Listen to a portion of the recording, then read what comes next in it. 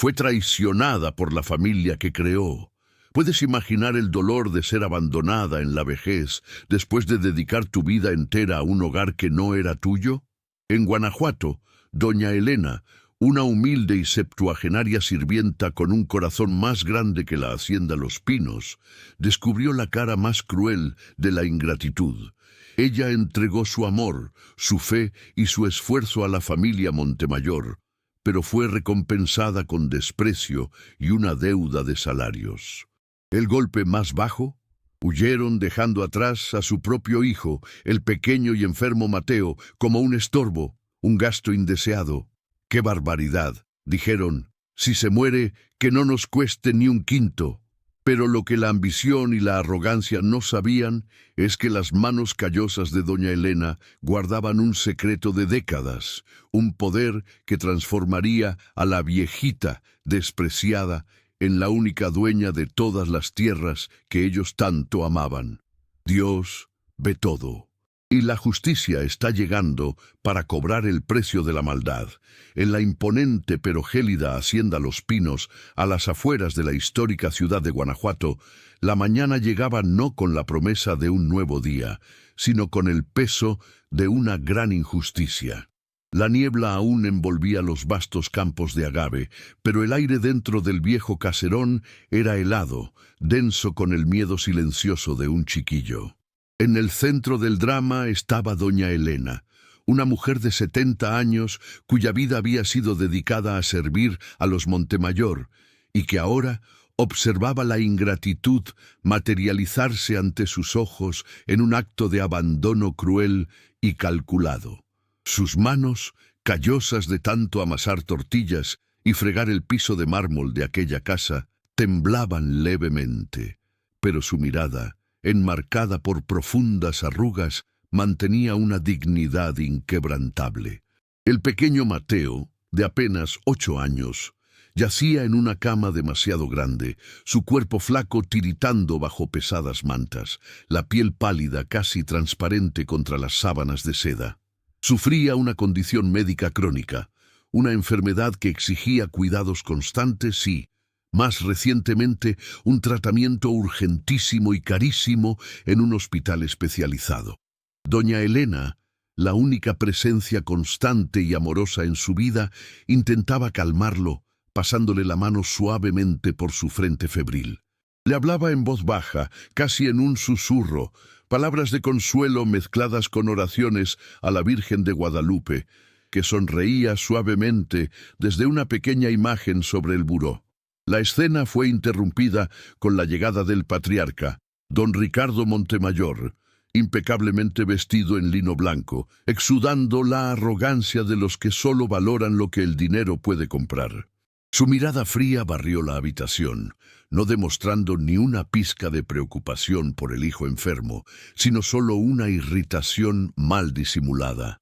Don Ricardo veía a Mateo no como su sangre, sino como una cuenta, una carga financiera que se había vuelto insoportable para sus negocios, que secretamente enfrentaban dificultades. La brisa de Guanajuato que entraba por la ventana abierta traía el sonido de las chicharras, pero don Ricardo solo oía el molesto chirrido de la pérdida de dinero. Con una frialdad que cortaba más que el aire de la montaña, don Ricardo le soltó a doña Elena la noticia que sellaría el destino del niño y de ella misma. Él y Carla, la madre de Mateo, viajarían al extranjero por tiempo indefinido, un viaje que, entre líneas, significaba fuga. El niño sería abandonado allí, en la hacienda Los Pinos, bajo la responsabilidad exclusiva de la anciana. «Usted se queda con él, viejita», dijo él, usando el término cariñoso con un tono de escarnio cruel. Pero su salario y el dinero para el tratamiento se acabó. La iniquidad era clara, chocante. El padre abandonaba a su hijo enfermo y de paso explotaba a la única persona que lo amaba de verdad, negándole no solo el sueldo de meses, sino la posibilidad de salvar la vida del niño. Don Ricardo, al salir, aún tuvo la audacia de escupir las palabras venenosas: ¡Órale! Ahora es su problema, viejita. Demuestre esa bondad de la que tanto presume. Si se muere, que sea aquí y que no me cueste un peso más. La puerta se cerró con un golpe sordo, dejando un silencio pesado y el llanto contenido de doña Elena. En ese instante, mientras las lágrimas rodaban por su rostro arrugado, mezcladas con el polvo de la injusticia, doña Elena apretó el pequeño rosario de madera entre los dedos. El dolor del abandono de Mateo era también su dolor, el miedo a la soledad y la invisibilidad que la acechaba en la vejez, ahora potenciado por la amenaza de ver al niño consumirse. Era una humillación profunda y un grito de auxilio lanzado al cielo de América Latina, donde la familia es el valor más sagrado. La pregunta que flotaba en el aire era brutal. ¿Cómo una mujer pobre y sola podría luchar contra la crueldad de un rico poderoso y salvar una vida sin tener siquiera el pan para comer? Si estás viendo ahora, suscríbete al canal, dale like y cuéntanos en los comentarios de qué país nos acompañas. La humillación y la lucha. El escenario ahora era de desesperación y coraje. Doña Elena, la leal y olvidada sirvienta, estaba sola en la gigantesca hacienda Los Pinos, con un niño muriendo en sus brazos y la certeza de que la fe y la bondad eran sus únicas armas contra la avaricia de los Montemayor. Pero lo que don Ricardo, en su arrogancia ciega, no podía saber es que la vida da vueltas y que el cielo siempre ve el sacrificio y la ingratitud. Lo que él juzgaba ser una carga y un costo innecesario era en verdad una prueba de fuego que haría que la ley del retorno cayera con fuerza aplastante sobre su cabeza. Doña Elena, cuyo nombre de bautismo era María Elena Socorro Martínez, había llegado a la hacienda Los Pinos, aún joven, venida de un pequeño ejido en las montañas de Michoacán. Sus 70 años no disminuían la fuerza moral que la sostenía, aunque su salud ya no fuera la misma. Se levantaba antes del sol, encendiendo el fuego para preparar el café de olla, cuyo aroma fuerte y dulce era la única cosa cálida que llenaba la casa Montemayor.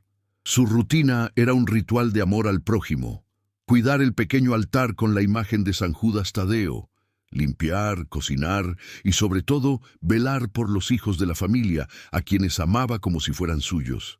Ella recordaba cada detalle del crecimiento de Mateo desde su nacimiento. Lo arrulló, le enseñó a caminar y fue la única en contarle historias de superación y fe, comiendo pan dulce y bebiendo atole en la cocina sencilla del fondo, el único lugar donde ella se sentía realmente en casa. La madre de Mateo, Carla Montemayor, siempre estuvo más preocupada con las fiestas en la Ciudad de México y en mantener las apariencias de riqueza, delegando la maternidad enteramente a la nana. El sacrificio de doña Elena era palpable, pues había renunciado a tener su propia familia para servir a aquella que la consideraba menos que un mueble. Don Ricardo Montemayor, por su parte, era lo opuesto a la nana. Su encanto era superficial, usado solo para cerrar negocios elegantes en Polanco. Heredó la hacienda, pero nunca el sentido del deber o la humildad de sus abuelos, que la construyeron con trabajo duro en la época de la Revolución. Su vida giraba en torno a reuniones en la capital, cenas opulentas y la obsesión por mantener el estatus, incluso si eso significaba ignorar la enfermedad de su hijo y, peor, humillar a la mujer que mantenía su hogar funcionando. La avaricia de Ricardo era tan evidente como la falta de cariño que él transmitía a todos a su alrededor. La vida en la hacienda seguía un contraste brutal. En la cocina, Elena preparaba tamales de maíz con el mismo cariño que haría para una fiesta de santo, mientras en el comedor los Montemayor discutían las últimas colecciones de moda europeas, indiferentes a la comida tradicional mexicana que sustentó la región por siglos. Este desequilibrio entre la riqueza material y la pobreza espiritual era el caldo cultural donde la tragedia se desarrollaba, mostrando que, para este público, La honra mora en la simplicidad y no en el lujo vacío. La fe de Elena era su ancla en medio de tanta ostentación sin alma. El pequeño Mateo era un espejo de la casa, lujosamente vestido, pero vacío por dentro, con la salud frágil y la tristeza en los ojos. La única vez que él realmente sonreía era cuando Elena le traía un café de olla y le cantaba una antigua copla aprendida en su pueblito. Ese lazo de afecto, más fuerte que cualquier lazo de sangre, era la prueba viva de lo que don Ricardo estaba destruyendo con su crueldad. Estaba abandonando la pureza de su hijo por miedo a perder el dinero que ni siquiera tenía ya. Los vecinos en la colonia popular más cercana, donde Elena vivía en un simple cuartito cuando no estaba en la hacienda, la tenían en alta estima, respetando su fe y su dedicación. Sabían que ella estaba siempre dispuesta a ayudar, a dar un pedazo de frijoles o un consejo. Ese sentido de comunidad era la verdadera red de apoyo de Elena, la cual don Ricardo despreciaba al verla solo como una empleada, ignorando el valor inestimable de su honra y de su buen nombre en la región de Guanajuato. El destino de Elena se entrelazaba con el de Mateo de una forma que ella aún no comprendía. Siempre creyó que su sacrificio, su trabajo duro y su paciencia serían recompensados de alguna forma, tal vez solo con la paz de Dios. Pero, tras el abandono, entendió que la lucha no era ya por un salario, sino por la vida, por el valor de la honra y de la lealtad que ella había mantenido por tantos años.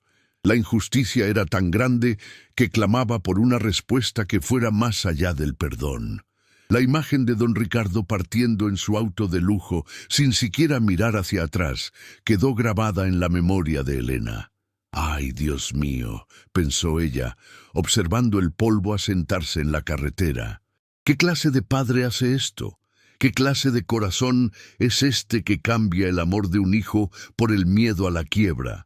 El dolor de Elena era el dolor de millones de madres en América Latina que dieron todo de sí para ver a sus hijos prosperar, solo para ser cambiadas por la ambición o por la ingratitud en la vejez.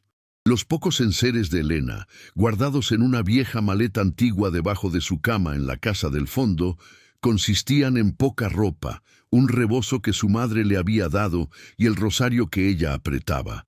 Aquel día abrió la maleta y encaró la realidad. Necesitaba dinero para el tratamiento de Mateo. Era una elección entre su única reserva para el futuro y la vida del niño. No dudó. Su corazón de madre adoptiva habló más fuerte que su miedo a terminar en la miseria. Con la decisión tomada, la nana humilde se puso su falda más decente y fue al hospital más popular de la ciudad de León, donde los tratamientos eran más accesibles, pero aún así carísimos. Se arrodilló en la pequeña parroquia del hospital antes de entrar, rezando a San Miguel Arcángel por fuerza. Su rostro, aunque marcado por el dolor, exhibía la determinación de aquella que no tiene nada que perder excepto su fe. Haría lo que fuera necesario para que Mateo tuviera una oportunidad de sobrevivir. Vendió la poca joya de oro que tenía, herencia de su abuela, y usó cada centavo de sus ahorros, fruto de décadas de trabajo honesto, para pagar el primer mes de tratamiento y comprar los medicamentos más urgentes. La vida de Mateo estaba ahora literalmente en sus manos y en su sacrificio. No era un acto de caridad, era un acto de amor incondicional, la prueba de que la verdadera riqueza estaba en el alma, y no en las tierras de la hacienda Los Pinos. Don Ricardo y Carla estaban lejos, viviendo en un lujo que pronto sería insostenible, creyendo que se habían librado del problema Mateo y del estorbo doña Elena. Pero lo que ignoraban era que, al abandonar al niño, habían encendido una llama de justicia que quemaría más fuerte que el sol de Guanajuato. Elena estaba sola, sí, pero tenía el favor de Dios y la inocencia de un niño a su lado, y eso era más poderoso que toda la fortuna de los Montemayor. El punto de no retorno. El punto de no retorno llegó un martes lluvioso. inusual para la aridez de Guanajuato, como si el cielo estuviera llorando por la injusticia que planeaba sobre la hacienda. La fiebre de Mateo subió drásticamente, y sus labios estaban azules, una señal clara de que su cuerpo frágil estaba rindiéndose en la lucha. El pánico heló el corazón de doña Elena, que corrió hasta el teléfono principal de la casa, un aparato caro y poco usado, para llamar a don Ricardo, esperando ingenuamente que la emergencia paternal superara la avaricia. Solo quería el permiso para llevarlo al hospital caro que él podía pagar. La llamada tardó en completarse. Cuando la voz fría y distante de don Ricardo contestó, proveniente de algún lugar lujoso y soleado que él se encargó de mencionar, Elena apenas podía respirar. «Señor Ricardo, por el amor de Dios, la fiebre de Mateo no baja. Necesita el hospital de Guadalajara ahora. ¿Qué debo hacer?», imploró ella, con la voz embargada por la desesperación y la humedad que invadía la casa. La respuesta del padre fue un golpe en el estómago, una crueldad que desgarraba el alma de quien oía.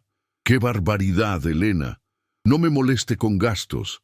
Ya le dije, el niño no es más nuestra prioridad financiera. Use lo que pueda. Llévelo a un médico de Colonia Popular si quiere. Pero no use mi tarjeta de crédito y no me llame más con problemas de salud.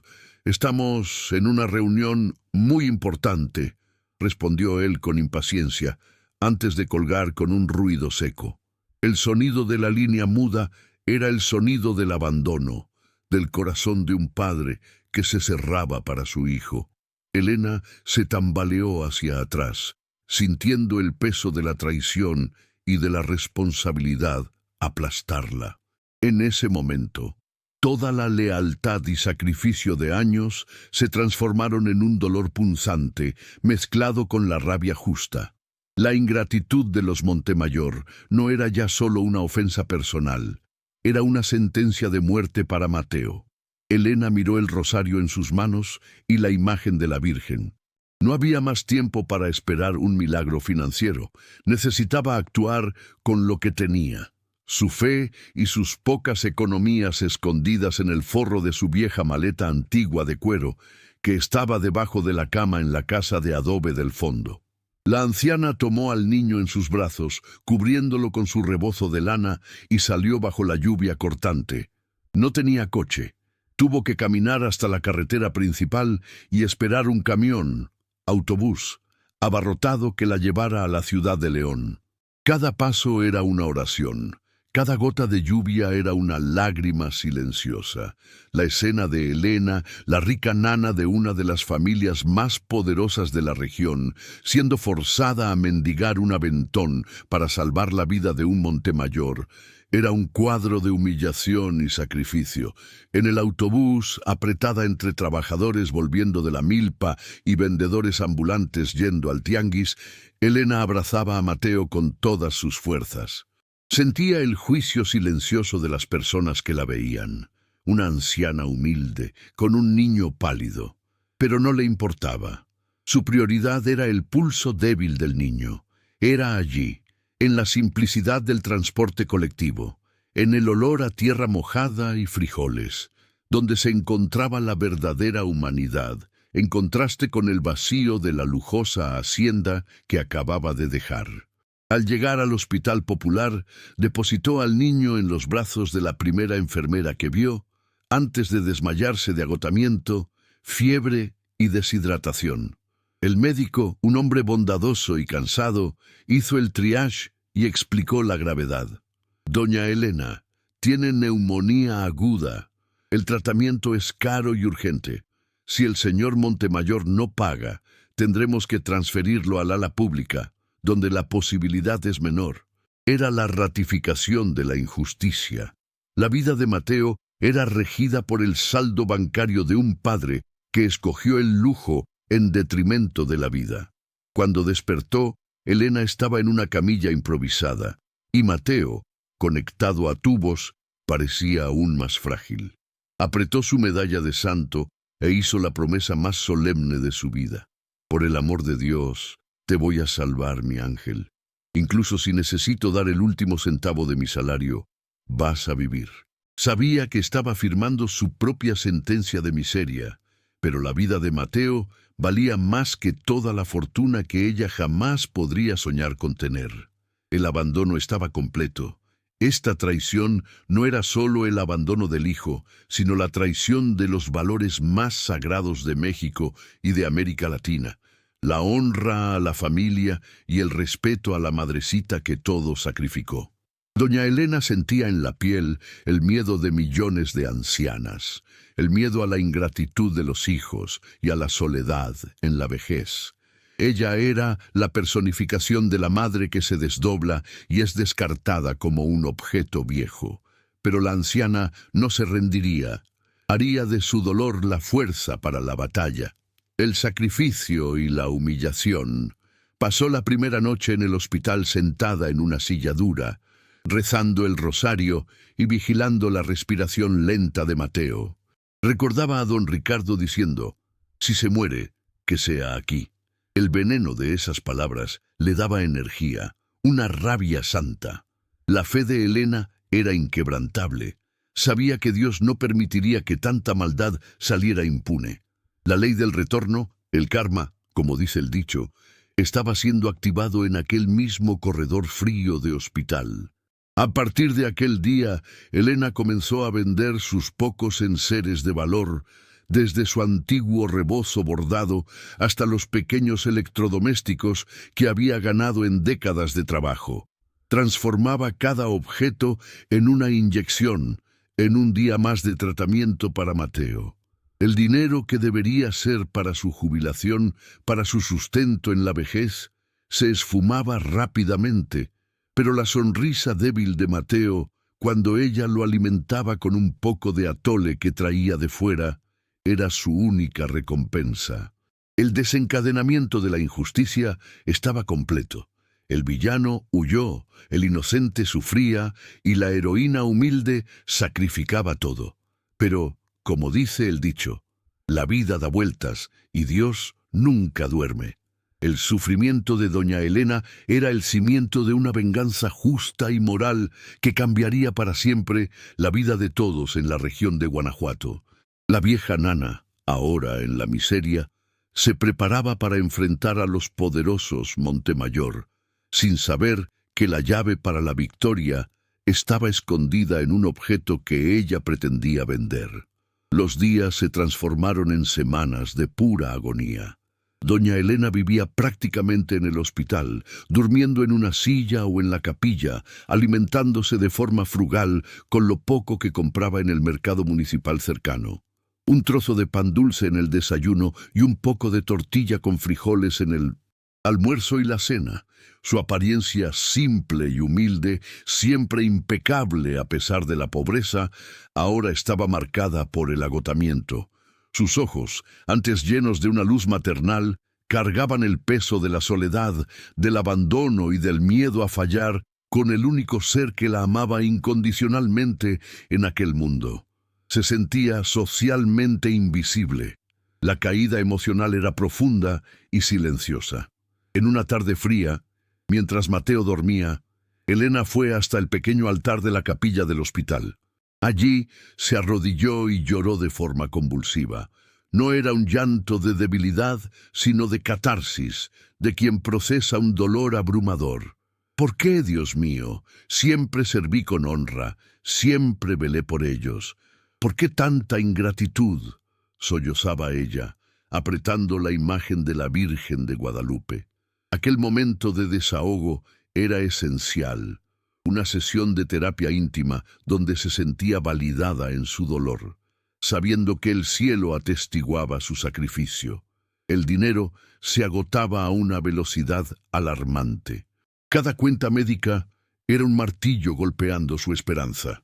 Recordó la última vez que vio a don Ricardo y Carla, elegantes, riendo, apurados para ir a una cena en Puebla, mientras Mateo tosía con dificultad. El recuerdo encendió una chispa de indignación, el sentimiento de injusticia que el público tanto buscaba. No podía fallar. Fallar sería dar la razón a la crueldad de don Ricardo. La fe se convertía no solo en consuelo, sino en combustible para la lucha. La situación de Mateo era inestable. Hubo una noche de crisis en que el niño apenas respiraba. Elena se negó a salir de su lado. El médico pidió el pago urgente de un medicamento. Sin dinero, Elena sacó de debajo del vestido el último objeto de valor que le quedaba, un antiguo medallón de plata desgastado que ella heredó de su madre. No parecía valer mucho, pero era la única conexión física que tenía con el pasado y con sus orígenes humildes allá en el ejido. Corrió hasta la recepción, ofreciendo el medallón como garantía, implorando por la medicación. La recepcionista, una joven chamaca que apenas la miró, se negó con desdén. «Aquí no es casa de empeño, doña. Necesita dinero». La humillación fue pública y dolorosa. Elena sintió el peso de la invisibilidad social, el miedo a ser tratada como basura que tanto asusta a las ancianas. Se alejó llorando, sintiéndose la más pobre y más sola de las criaturas en toda América Latina. Sin embargo, un ángel protector inesperado apareció. Una enfermera más anciana, llamada Pilar, que observaba la escena, tocó el hombro de Elena. Pilar era madre de 3 y había visto mucho sufrimiento. No podía pagar todo el tratamiento, pero dijo: «Ándale, tome el medicamento, madrecita. Yo lo compro. Usted me paga cuando pueda. Dios ve su esfuerzo». Era la conexión humana que Elena necesitaba, la prueba de que la bondad aún existía y que su sacrificio no era en vano. El calor de aquel gesto simple reencendió la llama de la esperanza en su corazón partido. Mientras Mateo se estabilizaba, Elena comenzó a reflexionar sobre la deuda. Debía al hospital, debía a Pilar. El medallón, el último lazo con la madre, tendría que ser vendido de una forma u otra. Lo sostuvo con cariño, pensando en la madre que le enseñó el valor de la honra y del trabajo. El medallón, símbolo de su herencia humilde, parecía pesar una tonelada en sus manos callosas.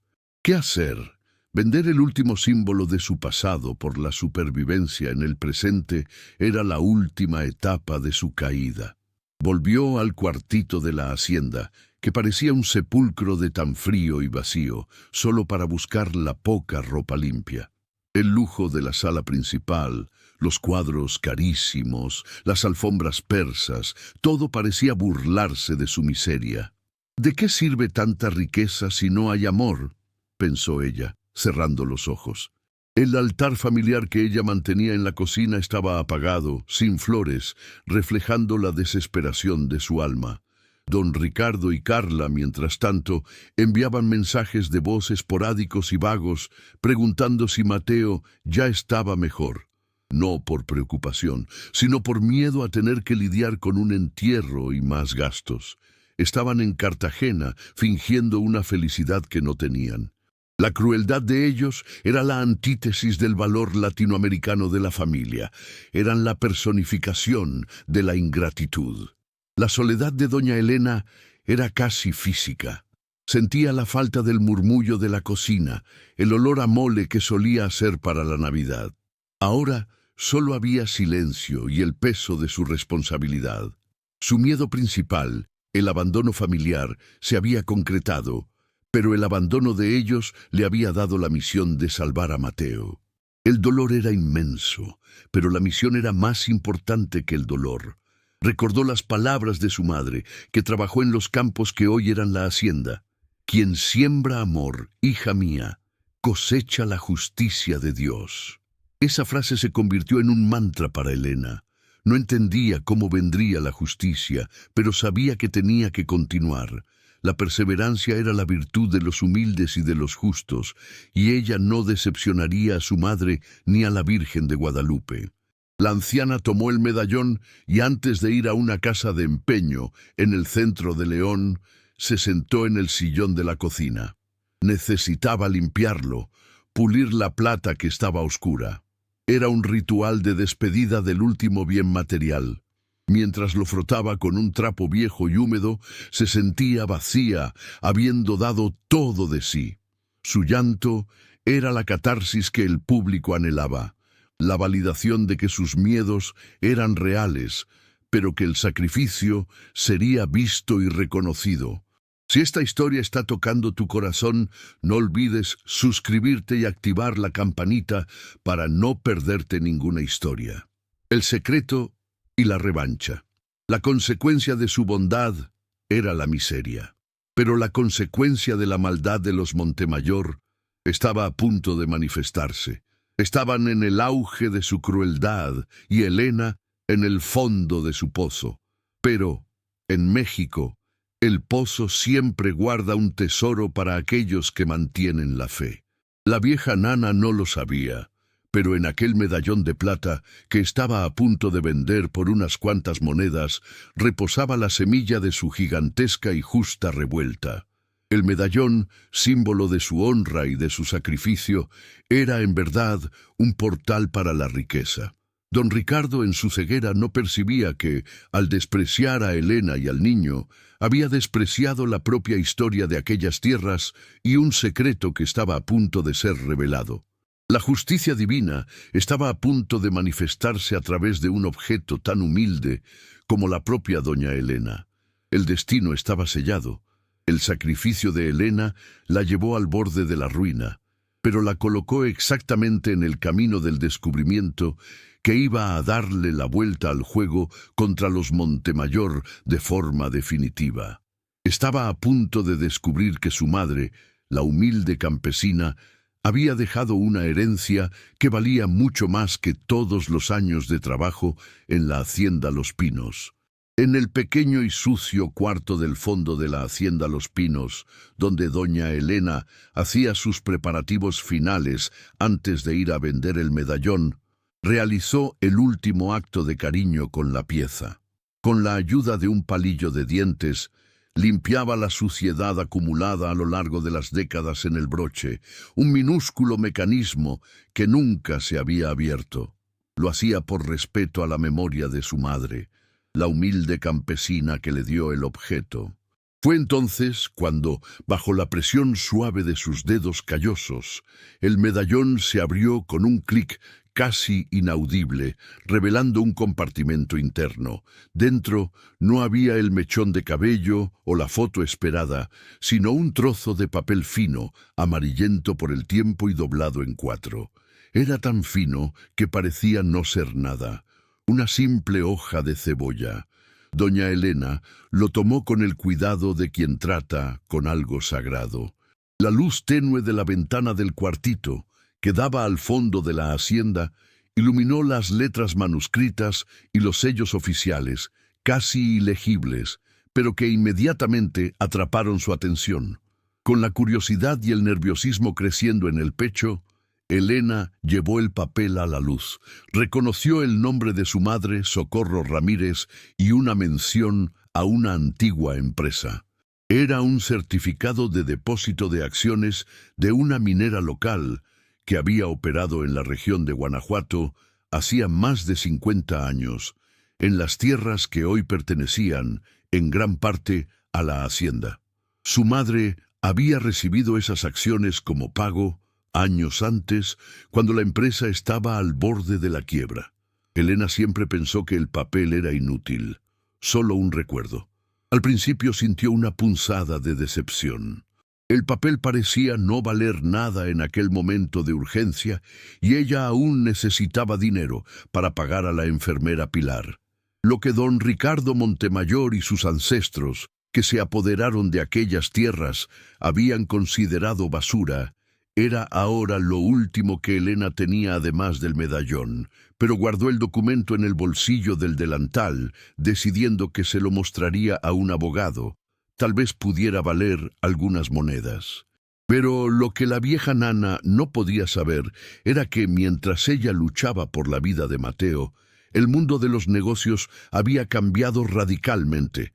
La minera, que parecía en quiebra, era dueña de los derechos de explotación de minerales de tierras raras, y, hacía pocas semanas, había sido vendida a un poderoso conglomerado chino por una suma astronómica, transformando las acciones antiguas y olvidadas en títulos de millones. Esa noticia no había llegado a los Montemayor, enfocados en su propia crisis financiera y fuga.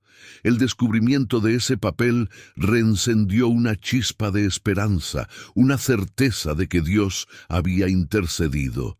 «Valga el cielo», susurró ella, «quien siembra cosecha, y ahora veo la mano de Dios actuando».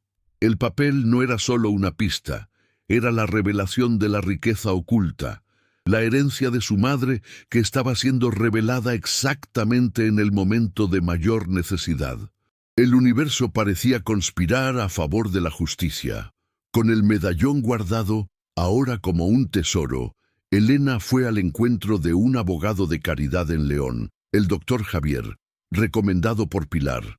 Ella no sabía a ciencia cierta qué buscar, pero sentía que algo grande estaba a punto de suceder. Aquel pequeño trozo de papel que estaba escondido dentro de un medallón por décadas era la prueba de que la humildad de doña Elena y el sacrificio de su madre serían recompensados de forma épica. La vieja nana, que hacía semanas era tratada como una mendiga ingenua, cargaba ahora el destino de los Montemayor en el bolsillo de su delantal. La espera por la validación del certificado sería agonizante, pero la certeza era que el juego había cambiado. La revuelta estaba armada. La viejita pobre estaba a punto de revelarse la propietaria de una fortuna que ni siquiera los Montemayor en su apogeo podrían imaginar. La justicia de Dios estaba en movimiento, y ella usaría esa riqueza para salvar al niño y castigar la avaricia. La victoria y el castigo. El doctor Javier, el abogado de caridad, tardó días en analizar el certificado de depósito de acciones, generando en doña Elena una tensión casi insoportable.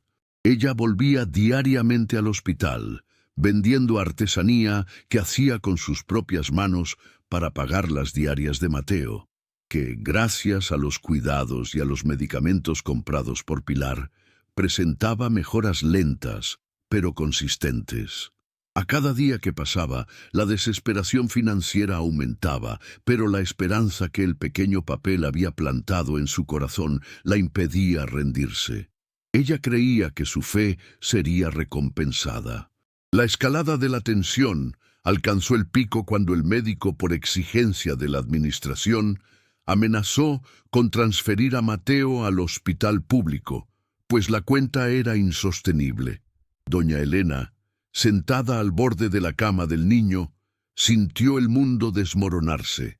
Llamó al doctor Javier, casi implorando por una respuesta, diciendo que era el último día, la última oportunidad de Mateo. Necesitaba algo, cualquier cosa, para aplazar la transferencia. La respuesta del abogado vino de forma dramática. La buscó en el hospital con un coche ejecutivo, algo que chocó a Elena, acostumbrada a andar en combi o pecero. «Doña Elena, usted no va a creer», dijo él, con la voz embargada por la emoción. «El certificado de depósito de su madre vale una fortuna. La minera fue vendida y usted es la legítima propietaria de una parte que la hace millonaria. Su herencia vale más que toda la hacienda Los Pinos». La revelación golpeó a doña Elena como un rayo, pero curiosamente no fue el dinero lo que la emocionó, sino la justicia. «Entonces mi madre no era pobre, solo estaba olvidada», murmuró ella, sintiendo las lágrimas rodar. La anciana que había sacrificado su último tostón por la vida de Mateo se vio, de la noche a la mañana, transformada. La ley del retorno había llegado de forma aplastante, y la riqueza que los Montemayor codiciaban estaba ahora en manos de quien ellos despreciaron. La primera acción de doña Elena, como la nueva millonaria, no fue comprar joyas o ropa de diseñador. Fue pagar toda la cuenta del hospital de Mateo, garantizando los mejores tratamientos y una habitación privada. Enseguida pagó a Pilar, la enfermera bondadosa, y le dio una cantidad generosa. «Quien me dio la mano en la miseria será recompensado en la prosperidad, mija», dijo ella, cumpliendo su promesa y restaurando su fe en la humanidad. La noticia del milagro financiero de doña Elena se filtró en la colonia popular y llegó, de forma distorsionada y exagerada, a los oídos de don Ricardo y Carla, que estaban en Santiago, Chile. No podían entender cómo la viejita pobre de Guanajuato podía tener tanto dinero. Asustados por el rumor de que ella podría, finalmente, demandarlos por salarios atrasados, decidieron volver inmediatamente, pensando que la amenaza era financiera y no de posesión. El clímax de la revuelta estaba armado. Mientras los Montemayor volaban de vuelta, doña Elena, con el apoyo del doctor Javier, arquitectó la jugada final.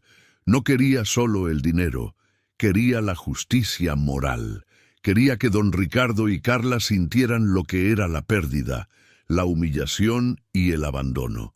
Lo que tenía en mente era una venganza limpia, directa y con el favor de Dios. El objeto simbólico, el medallón que contenía el certificado, fue el catalizador.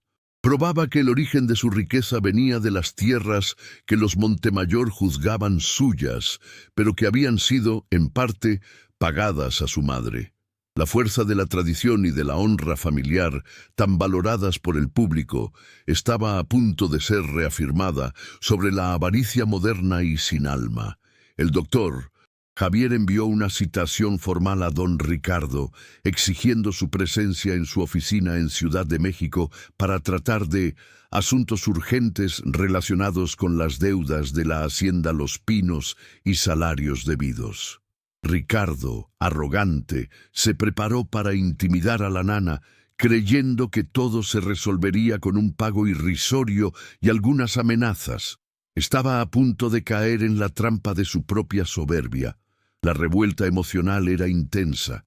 La nana, que salió de la hacienda bajo lluvia y humillación, estaba volviendo para comprar todo lo que los Montemayor más amaban: su estatus, su poder y sus tierras.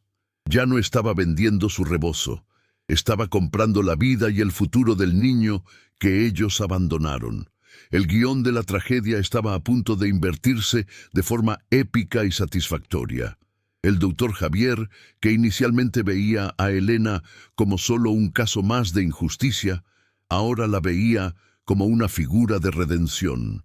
Admiraba su dignidad y principalmente el hecho de que todo su foco estaba en Mateo. «Usted es una bendición, doña Elena», dijo él apretando su mano. Ella respondió: «Con el favor de Dios, doctor, solo estoy haciendo lo que es justo». A partir de aquel momento, la nana humilde de Guanajuato dio el primer paso para convertirse en la dueña de la hacienda Los Pinos. Había transformado el dolor del abandono en poder de compra y justicia moral. La venganza de la anciana, motivada por el amor, sería la mayor lección de vida que los Montemayor jamás recibirían. En el corazón de la Ciudad de México, don Ricardo Montemayor y su esposa Carla entraron en la sala con la arrogancia habitual, esperando ver a la vieja doña Elena sentada humildemente, implorando por sus salarios atrasados. Estaban seguros de que resolverían el problema con un cheque y un regaño. Ricardo estaba visiblemente impaciente mirando el reloj, listo para salir de allí y volver a sus asuntos. La tensión cortó el aire cuando doña Elena entró en la sala. No estaba vestida de forma extravagante, sino con un vestido nuevo y decente, el cabello canoso bien peinado y la mirada. Su mirada era su mayor riqueza. No había rabia, sino una calma severa y digna.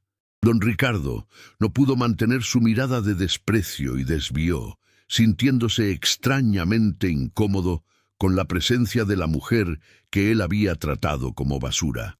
El doctor Javier inició la reunión, pero pronto fue interrumpido por don Ricardo. «Vamos directo al grano, viejita.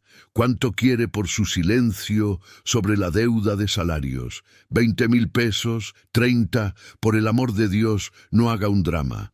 Fue la señal para la venganza moral, el momento que el público esperaba. Doña Elena levantó la mano pidiendo silencio, y su voz, que Ricardo solo había oído implorando por la vida de Mateo, sonó clara y fuerte, como la campana de una iglesia del pueblo.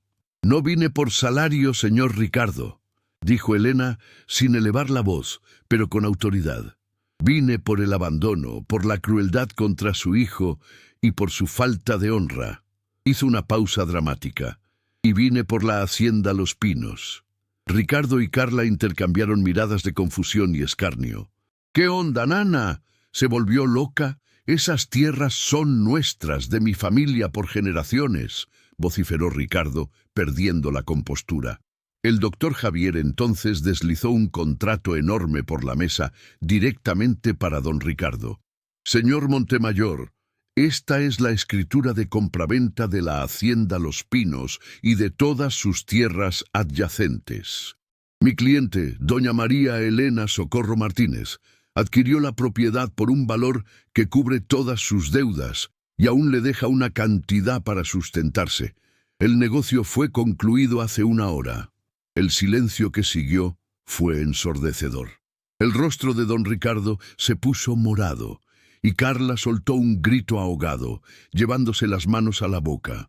Fueron confrontados con la ley del retorno en su forma más pura. La nana que abandonaron, a quien debían meses de salario, era ahora la propietaria legal de todo lo que ellos más preciaban. La revelación de que la riqueza de Elena venía de la herencia de las tierras que ellos explotaban, gracias al certificado de su madre, cerró el círculo de la justicia divina. Cayeron de su soberbia directamente a la miseria. Doña Elena entonces miró directamente a Ricardo, usando el mismo tono frío y desdeñoso que él usó en el cuarto de Mateo, completando la satisfacción del público. La hacienda ya no es su problema. Y más importante, Mateo tampoco. El niño se está recuperando y ahora es mi responsabilidad y mi hijo de corazón. A partir de hoy, lo único que ustedes poseen es la vergüenza de su ingratitud. El clímax estaba completo. Don Ricardo y Carla salieron de la oficina en shock, humillados públicamente y en la quiebra total, viendo la hacienda Los Pinos y todo su prestigio ser tomados por la mujer que ellos despreciaban. El sacrificio de doña Elena fue reconocido y recompensado, y la maldad de los Montemayor fue castigada de forma justa y definitiva, reafirmando que Dios ve todo y que la honra siempre vence a la avaricia. El final feliz y la lección. El tiempo curó las heridas y restauró la paz en la hacienda Los Pinos, que ahora se llamaba Casa de Guadalupe. Doña Elena cumplió su promesa. Transformó la gigantesca mansión en un hogar de acogida para niños necesitados de la región de Guanajuato que sufrían enfermedades crónicas, garantizando tratamiento, amor y el calor de la familia que les fue negado. Mateo, totalmente recuperado y más fuerte, se convirtió en el hijo que ella siempre cuidó. Sonreía, feliz, jugando en el vasto jardín que antes era solo un símbolo de lujo vacío. La verdadera prosperidad había llegado a aquellas tierras, traída no por la avaricia, sino por la bondad. La familia Montemayor, confrontada por la bancarrota y la vergüenza, perdió todo. Forzados a vivir en un apartamento sencillo en una colonia popular de Toluca, lejos del lujo que los definía, tuvieron que encarar la dura realidad. Don Ricardo, el otrora poderoso patriarca, tuvo que aceptar un empleo humilde como chofer de combi, sintiendo en carne propia la invisibilidad que él impuso a tantos, incluyendo a doña Elena. La ley del retorno fue implacable y exacta.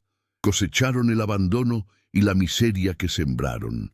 Doña Elena, ahora la respetada propietaria de la Casa de Guadalupe, encontró la paz y el reconocimiento que merecía. Su historia se convirtió en una leyenda en toda América Latina, una prueba de que el amor y la honra son la verdadera riqueza. Continuó rezando su rosario y preparando su café de olla, pero ahora con un corazón lleno de gratitud y sin el peso de la injusticia. Su vida era la prueba de que Dios nunca abandona a sus hijos más fieles. El desenlace de esta historia es una lección de fe y justicia poética. La riqueza material y el poder de nada sirven si no hay humanidad. La verdadera herencia no estaba en las tierras o en los certificados de acciones, sino en la semilla de la bondad que doña Elena plantó al salvar a Mateo. Si valoras a tus padres y crees en la justicia divina, deja tu comentario y comparte este mensaje. Quien siembra amor, cosecha lo imposible.